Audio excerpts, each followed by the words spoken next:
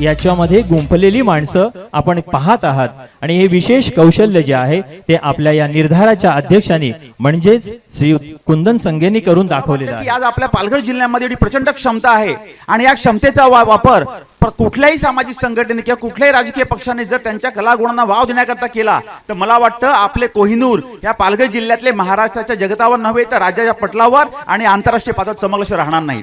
तिने मी तुला शुभाशीर्वाद देतो, कुठलेही सहकार्य लागलं तर अवश्य तुझ्या मदतीला आम्ही धावून येत राहू आणि हे असेच उपक्रम तुझ्या हातनं लाभत राहू। कुंदन संख्येने जे काही नियोजन केलेलं आहे ते कदाचित हे पहिलंच अशा प्रकारचे मी हे नियोजन बघतोय। पक्षविरहित अशा प्रकारे कुठलाही राजकारणाचा गंध न करता या ठिकाणी सामाजिक बांधिलकी म्हणून कुठेतरी आपलं सामाजिक दायित्व आहे आणि या संकल्पनातून त्या ठिकाणी त्यांनी या ठिकाणी खूप चांगलं क्रिकेटचे या ठिकाणी सामने भरवले।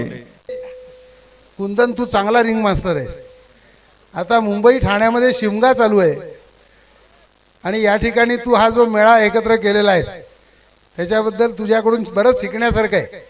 मला या सर्व आयोजकांना मनापासून धन्यवाद द्यायचे आहेत की उद्याचा कुंदन संख्ये तुमच्यातूनच उभा राहणार आहे आणि असे गावागावामध्ये कुंदन संख्ये उभे राहिले पाहिजेत की जे असे सर्वांना एकत्र आणतील।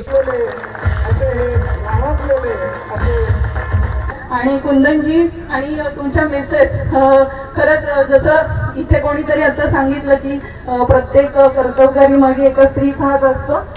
कुंभली गावासाठी ही नक्कीच तुम्ही मला सांगा, मी नक्कीच त्याच्यासाठी मी हेल्प करीन।